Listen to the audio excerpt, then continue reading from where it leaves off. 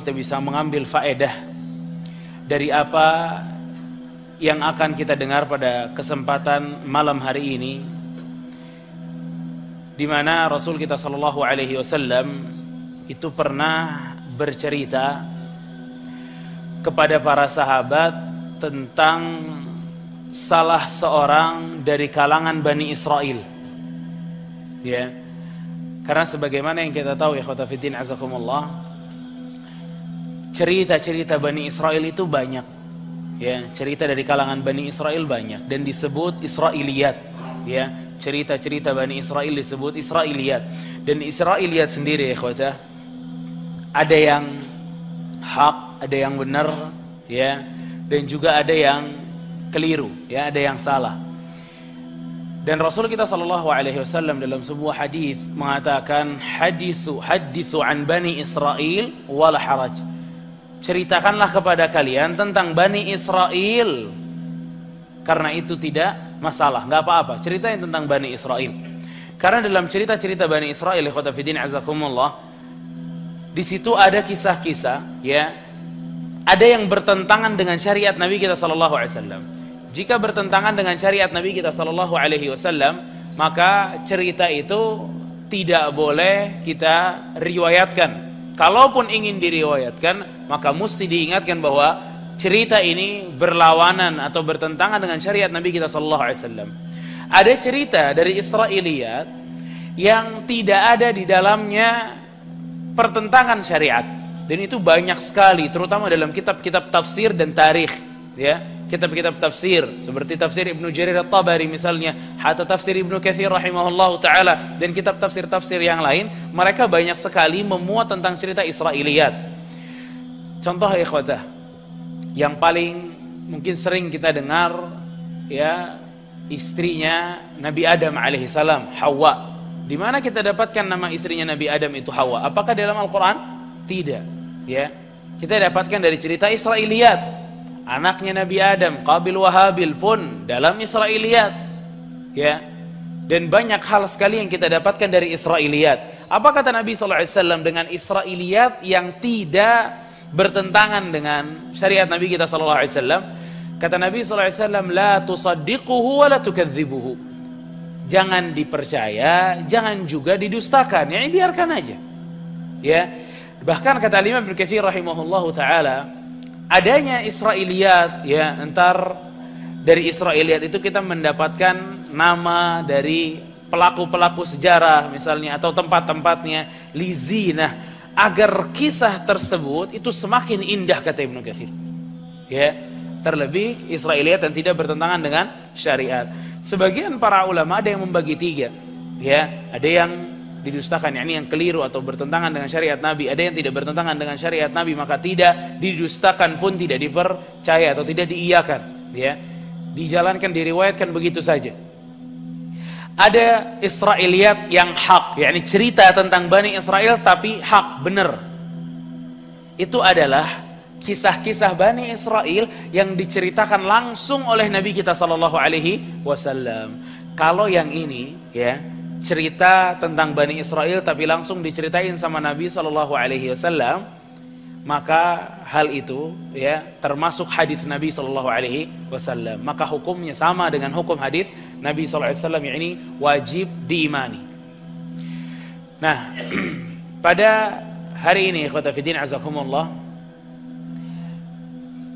kisah tentang salah satu orang saleh dari Bani Israel yang diceritakan langsung dari Nabi sallallahu alaihi wasallam, ya. Berarti kisah yang akan kita dengar itu bukan dari bagian yang perlu didustakan atau bagian yang kedua, tidak didustakan juga tidak dibenarkan, tapi ini termasuk hadis Nabi sallallahu alaihi wasallam, ya. Dan hadis yang akan saya bacakan adalah hadis diriwayatkan oleh Al-Imam Muslim rahimahullahu taala dalam kitab sahihnya, ya. Di mana Al-Imam Muslim rahimahullah mengatakan di dalam kitab sahihnya, hadis ini diriwayatkan oleh Abu Hurairah radhiyallahu taala anin Nabi sallallahu alaihi wasallam, bahwasanya Rasul kita sallallahu alaihi wasallam mengatakan, lam yatakallam fil mahdi illa thalathah. Tidak ada bayi, ya, anak kecil yang berbicara kecuali 3 orang anak, ya. yakni anak kecil yang benar-benar baru lahir dari perut ibunya kemudian bisa bicara. Kecuali 3 orang kata Nabi SAW, ada 3 bayi. Yang pertama Isa ibnu Maryam alaihi wassalam, Nabi Isa alaihi salam. Yang kedua kata Nabi SAW, wasahibu Juraij. Ya, sahibu Juraij mungkin kita bahasakan ya, kawan di cerita Juraij ya, karena bayi ini sangat berpengaruh dengan ceritanya Juraij. Kemudian Nabi kita SAW menceritakan kepada para sahabat tentang si Juraij ini. Nabi mengatakan, wa kana Juraij rajulan abidan fattakhadha sawma'ah. Juraij ini kata Nabi SAW itu dari kalangan Bani Israel ya, dan dia nih orang yang sangat abid ya, suka beribadah ya. Jadi orangnya yakni hari-harinya, waktu-waktunya itu dipenuhi dengan ibadah kepada Allah Subhanahu wa taala. Fattakhadha saw'ama. Dan Juraij itu dia tuh ada namanya ya, kalau di zaman Bani Israel namanya Sawma'ah. Sawma'ah ini kalau bahasa kita mungkin musola ya. Jadi si Juraij ini punya musola sendiri buat beribadah di situ. Dan Sawma'ahnya ini ya, itu adanya di atas. Jadi Sawma'ahnya di atas gunung dan pemukiman itu di bawah. Jadi pada saat mereka beribadah, benar-benar mereka berkhalwat kepada Allah Subhanahu wa taala ya. Dan itu yang dilakukan Juraij. Dia selalu atau sering banget masuk kepada sawamahnya dia dan dia sholat di dalamnya. Sampai hari di mana Rasul kita SAW mengatakan, fa'atathu ummuhu wa huwa yusalli. Datanglah ibunya dan Juraij dalam keadaan sholat. yakni ibunya nggak datang ke saumaahnya Juraij, enggak, tapi di bawah. Jadi diteriakin sama ibunya, ya Juraij, kata ibu, wahai Juraij. Nah Juraij ternyata lagi sholat. Nah Juraij di situ bingung, ya. Saya menjawab panggilan ibu saya atau saya melanjutkan sholat saya, kata Juraij. Ya Rabb, ummi wa salati. Ya Allah, ibuku atau sholatku, kata Juraij. Maka Juraij fa'aqbala ala salatihi. Juraij melanjutkan sholatnya. Dan ibunya yang manggil dia akhirnya pergi. Kemudian ikhwatah, datang lagi ibunya di esok harinya. Datang lagi, manggil Juraij lagi. Ya Juraij, kata ibunya. Ternyata Juraij masih sholat. yakni masih dalam keadaan apa? Sholat. Tentu sholatnya berbeda dengan yang kemarin. Namun ibunya pas di waktu Juraij sholat. Kembali Juraij itu dalam sholatnya mengatakan, Ya Rabb, ummi wa salati. Ya Allah, gimana? Ibuku atau sholatku, kata Juraij. Juraijnya bingung. Mesti apa yang dia kerjakan. Akhirnya Juraij kembali melanjutkan sholatnya. Itu kali kedua. Akhirnya ibunya pun pergi. Sampai di besoknya, yang hari ketiganya, ibunya kembali datang dan kembali Juraij ternyata dalam keadaan sholat. Ibunya panggil, Ya Juraij, wahai Juraij, kata ibunya. Juraij bingung untuk ketiga kalinya. Ummi wa salati, ibu saya apa sholat saya? Fa'aqbala ala salatihi, dia lanjutin sholatnya. Ya, dia nggak panggil seruan ibunya. Itu kali ketiga, ibunya kesal. Juraij ini udah 3 kali dipanggil, ya, nggak jawab-jawab nih. Akhirnya ibunya mengatakan, Allahumma, ya Allah, la tumithu hatta yanzura ila wujuhil mumisat, kata ibunya. Ya Allah, jangan sampai Juraij wafat kecuali setelah melihat wajah-wajah pelacur, kata ibunya. Ya, ibunya kesel sama Juraij di waktu itu. Ya, akhirnya ikhwatah, ibunya pergi, ya. Dan Juraij bukan tidak sama sekali tidak menemui ibunya, tidak, ya. Namun di momen-momen 3 kali itu, ya, Juraij lebih memilih melanjutkan apa? Salatnya. Alhasil ikhwatah, ya. Ya ibunya bergaul biasa, Juraij juga kebanyakan di saumaahnya atau di musolanya, ya. Nah, masyarakat yang hidup di tengah-tengah Juraij ini, ya, pada kebanyakan tuh bukan orang soleh. Ini Bani Israelnya, ya, bukan orang soleh. Ini orang-orang buruk-buruk nih yang Bani Israelnya. Nah pada saat mereka ini lagi ngumpul, lagi nongkrong bareng nih Bani Israel yang buruk-buruk ini, mereka akhirnya ngomongin siapa? Jurej. Lihat ya, gimana kalau orang yang jiwanya buruk nih, tukang maksiat, kadang yang jadi bahan buat obrolan dia orang soleh, orang baik, tapi bukan untuk memuji kebaikannya. Mereka mengatakan, "Fatadzakara banu Israil Jurayjan wa ibadatahu," kata Nabi sallallahu. Maka mereka akhirnya ngobrolin Jurej dan membicarakan tentang bagaimana hebat, yakni Jurej ini ibadahnya luar biasa. Wa kanat imra'atun baghiyun yutamatsalu bihusniha. Nah, orang-orang dari Bani Israel ini berpikiran, gimana kalau kita uji Jurej? Dengan apa kita uji Jurej? Ada satu pelacur yang sangat cantik kala itu. Ya. Ini yang akan jadi ujiannya Jurej. Pelacur ini mengatakan kepada Bani Israel yang lagi nongkrong itu, "In syi'tum la'aftinannahu lakum." Kalau kalian mau nih, saya bakal godain Jurej di sana. Saya bakal datengin nih sauma'ahnya Jurej. Saya bakal datengin musolanya Jurej. Saya goda Jurej. Ya, jadi ini cewek cantik ceritanya nih. Ya, dan keadaan Bani Israel kala itu, ya, memang apa ya, lagi viral banget urusan pelacuran. Ya, inna awwalu fitnati Bani Israel kanat fin nisa, kata Nabi sallallahu. Awal fitnah, ujian, kehancuran Bani Israel perempuan.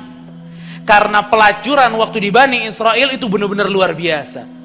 Makanya gampang banget lagi ngobrol-ngobrol tiba-tiba pelacur juga datang ikut. Ya, gampang banget ngambil pelacur. Ya, intinya ya ikhwatah, wanita ini ya fata'arradat lahu falam yaltafit ilaiha. Datang wanita itu ke sauma'ahnya Jurej. Biasa, Jurej lagi ibadah.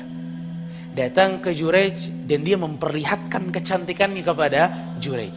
Ya, namun Jurej ikhwatah begitu dia melihat wanita tersebut, dan itu wanita yang benar-benar dia benci karena wanita ini pelacur.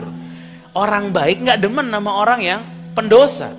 Sama kayak Bani Israel yang tukang pendosa paling gedek sama Jurej. Kenapa? Suka ibadah Jurej. Ya, makanya nggak bakal klop. Ahli maksiat ngumpul sama ahli ibadah berat. Ya, ahli ibadahnya kalau ngumpul sama mereka bete, ahli ibadahnya nih ngobrolan kayak nggak ada yang bener nih. Ya, ngalor ngidul nih. Ya, yang ahli maksiat kalau ngumpul sama ahli ibadah bete juga dia. Ya, ngomongin sholat mulu. Ya. Ngomongin ini terus, ngomongin Quran terus, ya.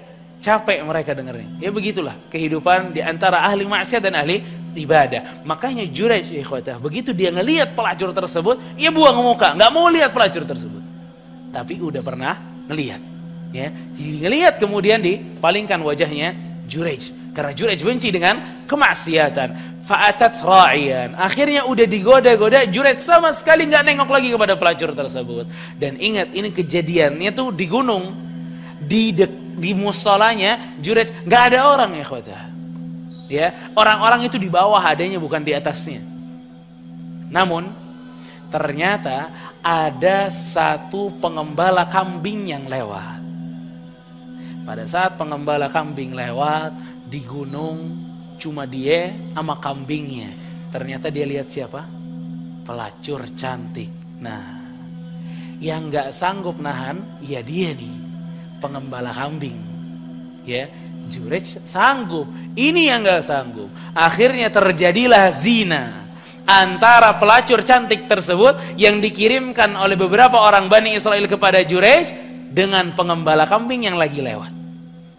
Ya, akhirnya ikhwatah, setelah itu ya mereka berdua akhirnya turun, ya, dan orang-orang Bani Israel nggak tahu kabar lagi, ya, tentang bagaimana pelacur ini, kelanjutannya dengan Jurej dan lain sebagainya. Dan orang-orang masyarakatnya emang nggak tahu bahwa pelacur ini ternyata berzinanya itu sama pengembala kambing, nggak tahu mereka.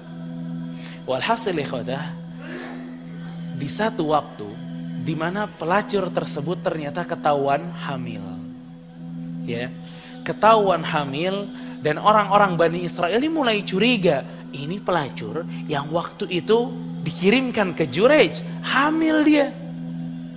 Dan setelah melahirkan pelacur ini, pelacur ini akhirnya melahirkan. Orang-orang itu nanya kepada pelacur ini, siapa ayah dari bayimu nih? Pelacurnya bilang, Juraij ayahnya. Ya, Bani Israel mah percaya aja, kan emang dia dikirim ke atas. Akhirnya komplotan Bani Israel ini apa yang mereka lakukan? Mereka langsung naik ke musolanya Juraij, ke saumaahnya Juraij. Apa yang dilakukan? Dia rusak saumaahnya Juraij, dia hancurkan musolanya Juraij. Dan antum tahu, Juraijnya juga digebukin sama mereka. Ya, mereka gebukin Juraijnya, dan Juraij nanya, kenapa nih kalian? Kenapa kalian tiba-tiba datang menghancurkan saumaahnya dan menghajar saya, kata Juraij. Ya, yakni kalau bahasa kita, sok suci kamu wahai Juraij, beribadah di sini, giliran dikirimin pelacur kamu hamilki juga pelacurnya. Ya, pura-pura, kalau bahasa kita diembat juga ternyata begitu ada perempuan. Ya, jadi Bani Israel ini mereka udah senang banget dengar kabar bahwa ternyata Juraij akhirnya menghamili seorang pelacur. Bahagia mereka, ya, mission complete kalau buat mereka, misinya udah oke lah. Dan ternyata ya ikhwata, Juraij mengatakan kepada mereka, mana bayinya, kata Juraij, bawa ke sini bayinya. Akhirnya ya ikhwata, bayi ini ya dibawa kepada Juraij dan diperlihatkan, ini bayinya. Kata Juraij, ini bayinya, sebentar saya salat dulu, kata Juraij. Akhirnya Juraij salat ya ikhwata. Setelah Juraij salat, ya, Juraij itu nyamperin bayinya, kemudian tunjuk ke bayinya, ya, ya babus, man abuk, wahai bayi, siapa ayahmu? Ternyata ya ikhwata, bayi yang mungkin baru hitungan jam dia keluar dari rahim ibunya mengatakan, ar-ra'i, ayah saya pengembala kambing, katanya. Subhanallah. Lihat ya, gimana Allah Subhanahu wa taala bukakan akhirnya buat Juraij. Dan akhirnya apa yang mesti dilakukan sama Bani Israel yang udah terlanjur ngancurin saumaahnya Juraij, yang udah ngancurin musolanya Juraij. Begitu bayi itu bicara, mereka langsung sujud sama Juraij, bayangin. Mereka ciumin tangan dan kakinya Juraij dan mereka mengatakan, ya Juraij, kita minta maaf Juraij, saya bangunin lagi nih saumaahnya dari emas, kata mereka. Ya, sebagai rasa bersalah lah. Ya. Tapi kata Juraij, jangan, bangunin aja kayak kemarin dari tanah lagi. Ya. Dan ini ya ikhwata, bayi kedua kata Rasul kita sallallahu alaihi wasallam yang bisa berbicara walaupun lahirnya baru hitungan jam. Ya. Di dalam hadis ini ya ikhwata fiddin azakumullah, kalau bayi yang ketiga kata Nabi sallallahu alaihi wasallam adalah seorang bayi ya yang sedang minum sama ibunya, yang disusui sama ibunya, kemudian lewatlah satu orang ya yang dia bawa kuda yang sangat gagah kudanya, ya, jadi kelihatannya gagah orangnya, kudanya juga keren gitu. Ibunya sambil nyusuin bayi ini dia bilang, Allahumma ij'al ibni mithlahu, ya Allah jadikan anakku seperti laki-laki yang membawa kuda tersebut. Bayi ini ya ikhwata, ya, melepaskan mulutnya dari susu ibunya, kemudian menyambangi laki tersebut, kemudian mengatakan, Allahumma la taj'alni mithlah, ya Allah jangan jadikan aku seperti orang ini. Bayinya balik lagi ke ibunya, ya, balik lagi ke ibunya, nyusuin lagi, ya. Dan Rasul kita SAW waktu cerita hadis ini ya ikhwata, ya, Abu Hurairah mengatakan Rasul sallallahu alaihi wasallam pada saat mengatakan bahwa bayi ini ya menyusui lagi, Rasul SAW itu memakai gaya dalam berbicara. Rasulullah masukin jari telunjuknya ke mulutnya, kemudian seperti orang yang ngedot, ya. Jadi benar-benar sedang menyusui, ya. Dan itu salah satu cara gimana Rasulullah SAW bercerita kepada para sahabat, ya. Jadi Rasulullah SAW tuh gaya ceritanya juga macam-macam, ya. Entar pakai tangannya bermain, entar yang lain sebagainya. Intinya agar para sahabat itu benar-benar paham dengan cerita tersebut. Pada saat disusuin lagi ikhwata, lewat seorang wanita ya yang lagi digebukin sama orang-orang, ya, kayak diarak dan digebukin gitu, dan orang-orang ini bilang, zanaiti wa sarakti, kamu telah berzina wahai wanita, kamu ini pencuri wahai wanita. Ibunya bilang begitu ngelihat, Allahumma la taj'al ibni mithlahu, ya Allah, jangan engkau jadikan anakku seperti wanita itu. Yani dikatakan apa? Pezina dan pencuri. Namun bayi ini ikhwatah kembali melepaskan mulutnya dari susu ibunya, kemudian berjalan menyambangi mereka dan mengatakan, Allahumma ij'alni mithlah, ya Allah jadikan aku seperti wanita ini. Dan akhirnya kembali ke ibunya, ya, kembali lagi ke ibunya, dan ibunya mengatakan, halqa, kata ibunya. Bahasa kita nih ajib, aneh banget nih anak, ya. Marra rajulun hasanul hay'ah fa qultu Allahumma ij'al ibni mithlah fa qulta Allahumma la taj'alni mithlah. Aneh sekali, pada saat ada seorang laki-laki lewat dengan gagahnya dan aku berdoa, ya Allah jadikan anakku seperti dia, engkau menjawab jangan jadikan aku seperti dia. Tapi justru pada saat ada seorang wanita yang datang, dikatakan oleh orang-orang zanaiti wa sarakti, kamu pezina, kamu pencuri, dan aku katakan jangan jadikan anakku seperti dia, namun di situ kamu mengatakan jadikan aku seperti dia. Aneh banget nih anak.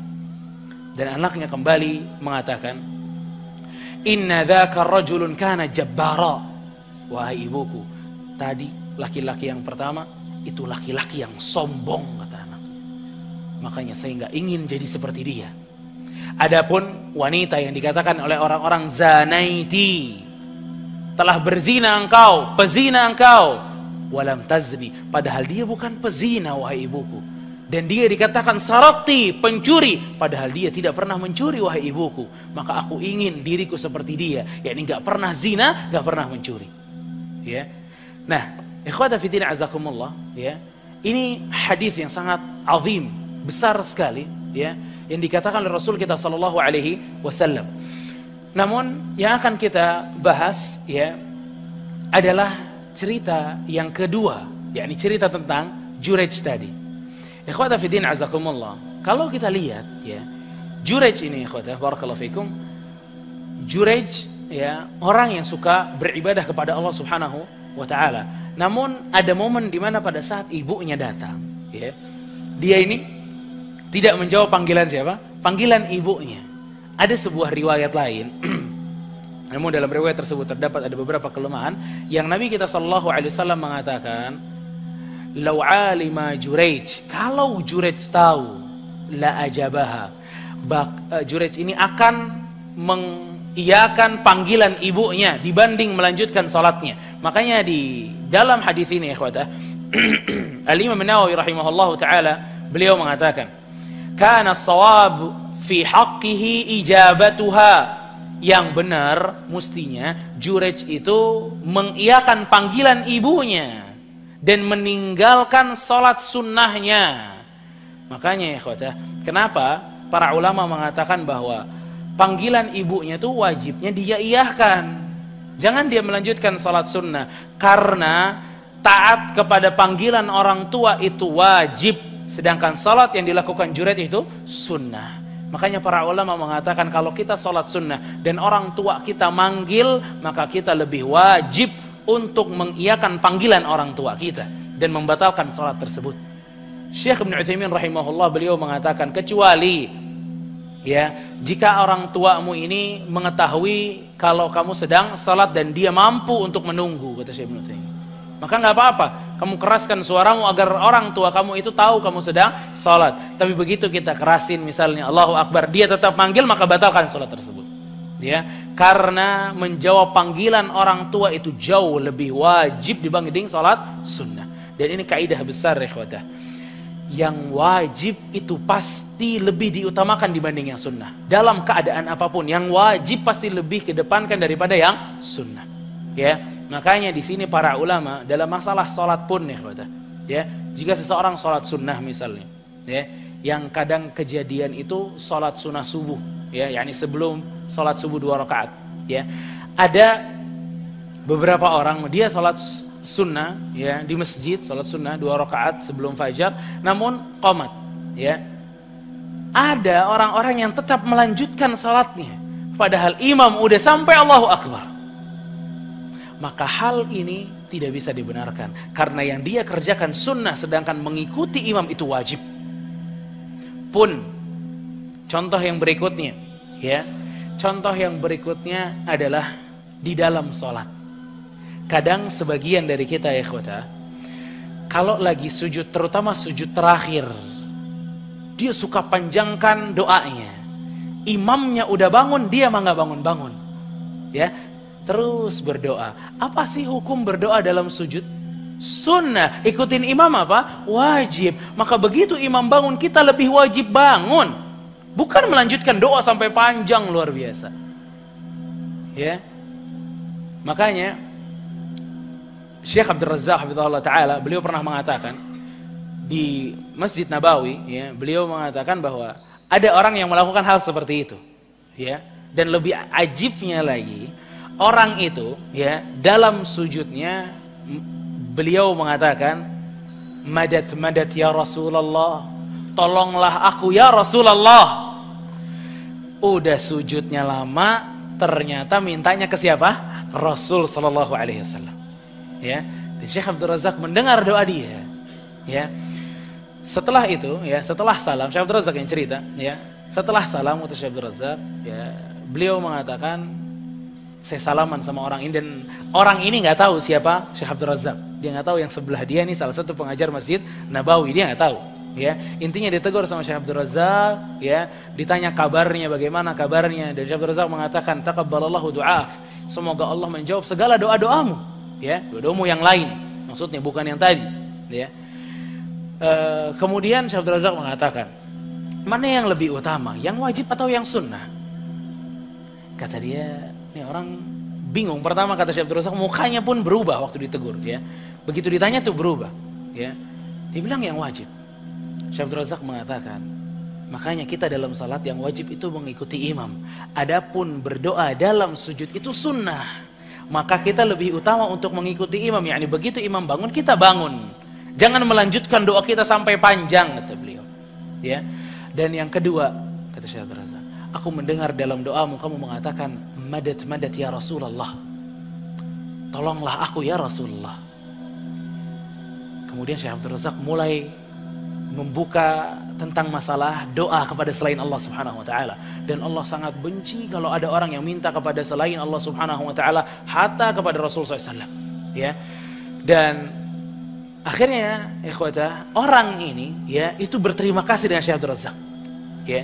Dia berterima kasih sampai dia bilang, ya Syekh, wallahi ente perlu datang ke negara saya, dia bilang. Gak ada yang ngejelasin masalah ini nih. Gak boleh minta sama Rasulullah SAW. Lihat, ya. Jadi ini orang Arab, ikhwata, ya. Jadi ini orang Arab, ya.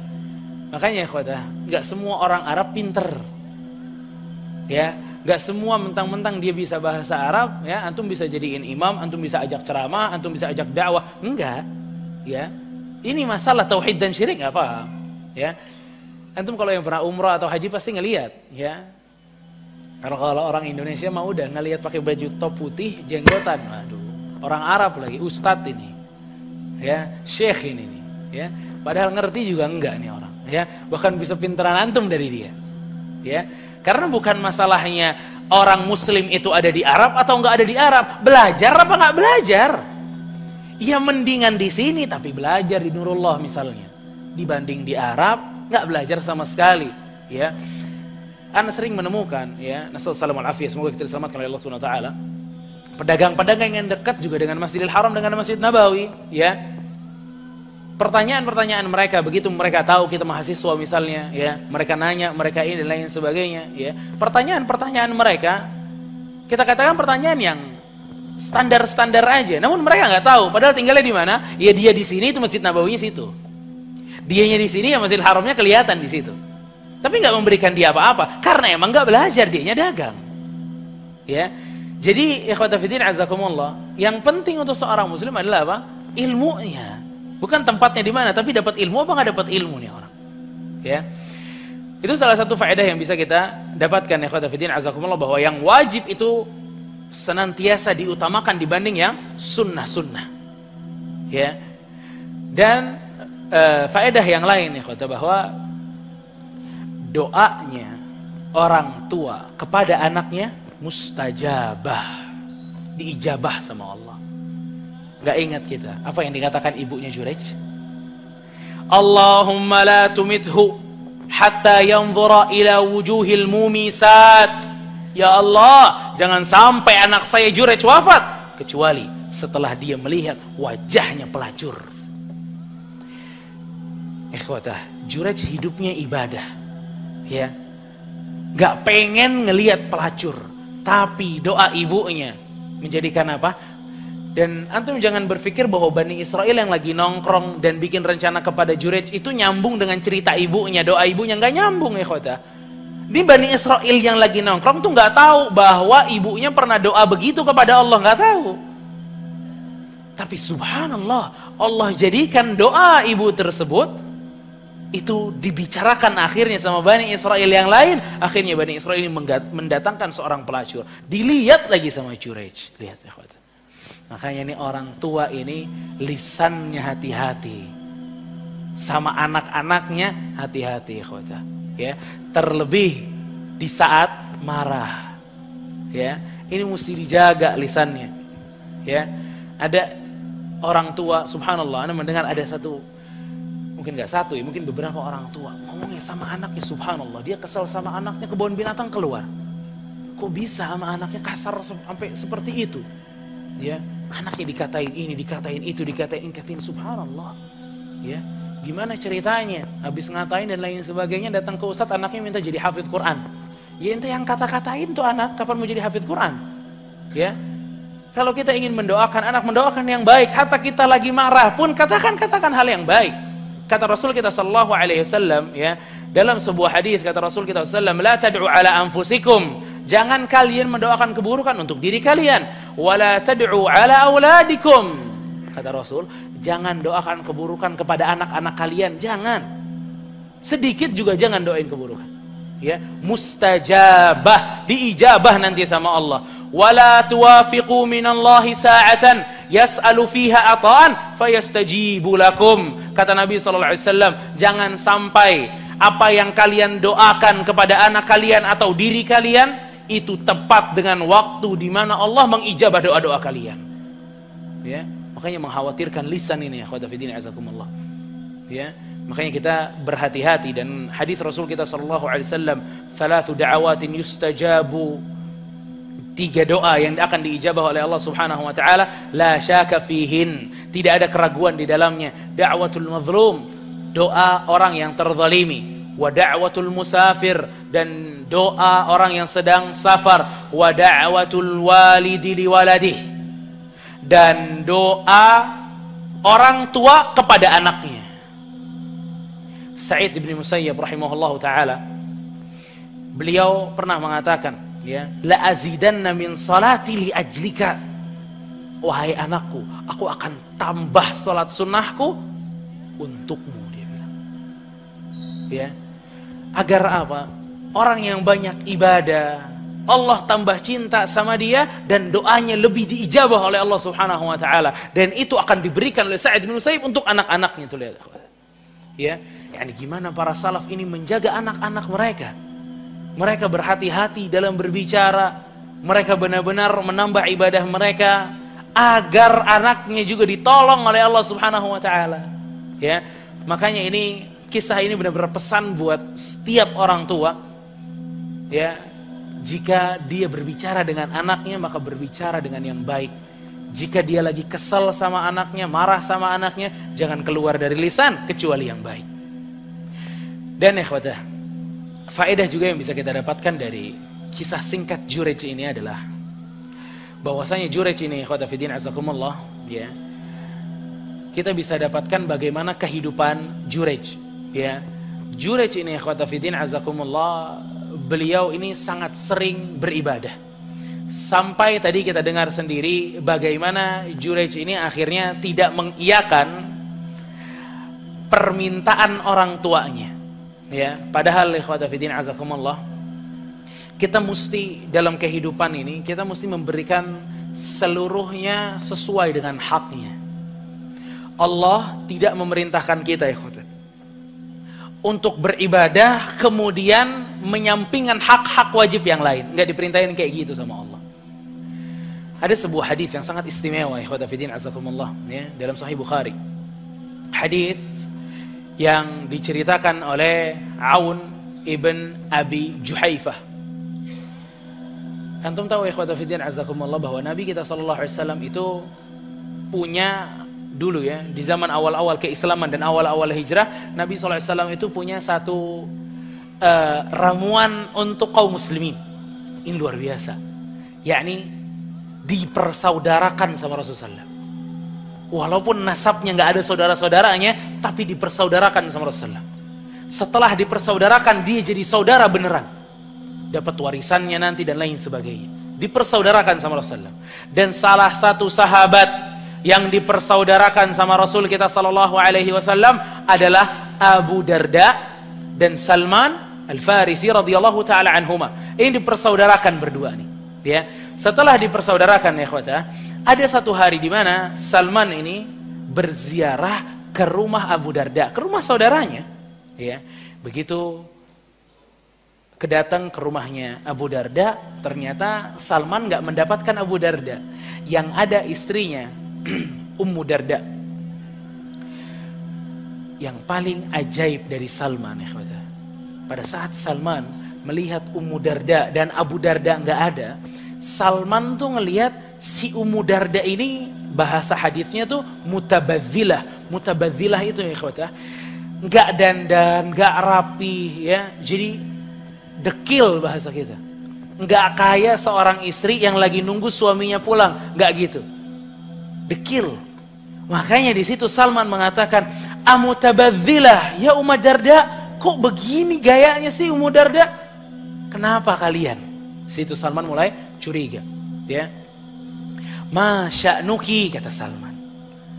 Istrinya Abu Darda nih, Ummu Darda bilang, "Akhuk Abu Darda laisa lahu hajatun fid dunya."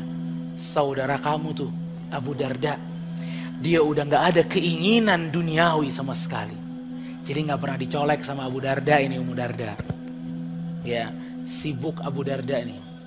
Sibuk untuk apa? Ya, Ummu Darda mengatakan, Abu Darda ini suami saya kalau siang puasa, kalau malam sholat malam.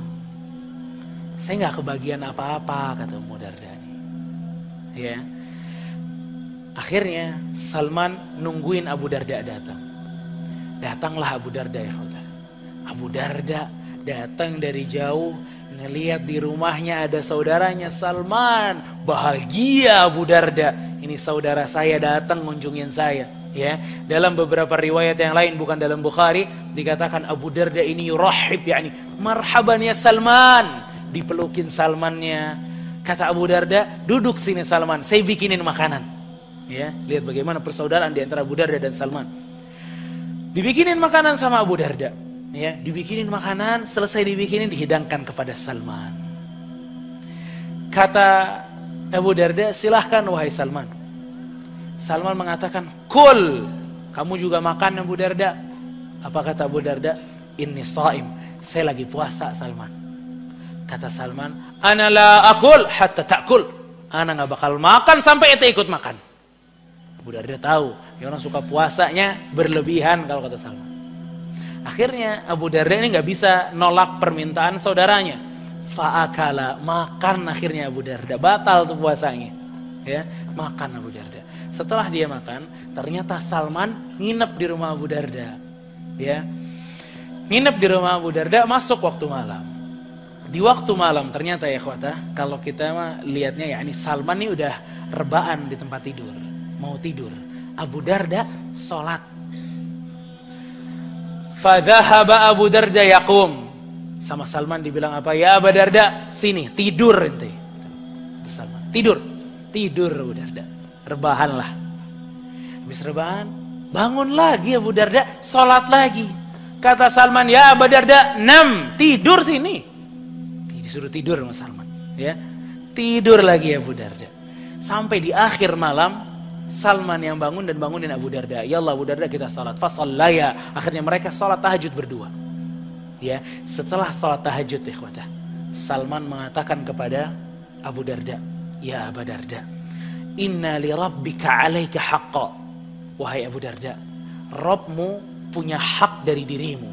Wali nafsika 'alaika haqqa, dan dirimu juga punya hak darimu. Wali ahlika 'alaika haqqa, dan istrimu juga punya hak darimu. Fa'ti kulli dzi haqqin haqqahu, maka berikan setiap dari mereka hak-haknya.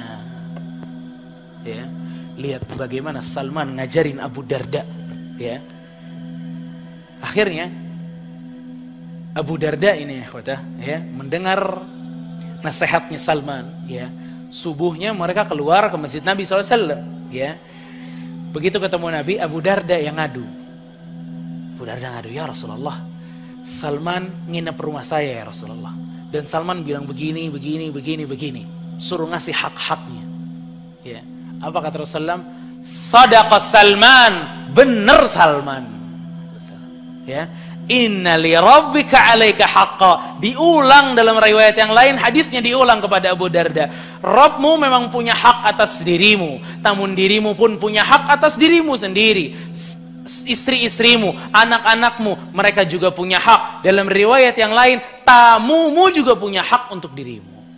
Lihat ya ikhwata, gimana Islam, ya, itu mengajarkan seseorang, ya, beribadah kepada Allah tapi tanpa melupakan hak-hak yang lain. Proporsional luar biasa, ideal luar biasa, ya. Karena nggak sedikit ya ikhwata fiddin azakumullah, kita berpikiran kalau waktu kita 24 jam diberikan ibadah kepada Allah itu yang the best. Padahal kita punya tanggung jawab sama keluarga kita. Kita punya tanggung jawab dengan jasad kita yang mesti istirahat. Kenapa Salman suruh tidur? Karena jarang istirahat Abu Darda. Nggak boleh, badannya perlu istirahat. Tuh yang Salman mau kasih tahu. Ya. Dan disuruh batalin puasa bahkan. Kenapa? Karena tamu kamu punya hak. Istri kamu juga punya hak. Ini kapan dia berhubungan sama istrinya? Siang puasa, malam sholat malam. Ya, makanya Ummu Darda sampai nggak dandan ya ikhwata. Makanya antum kalau istri antum udah nggak dandan, murajaah waktu antum.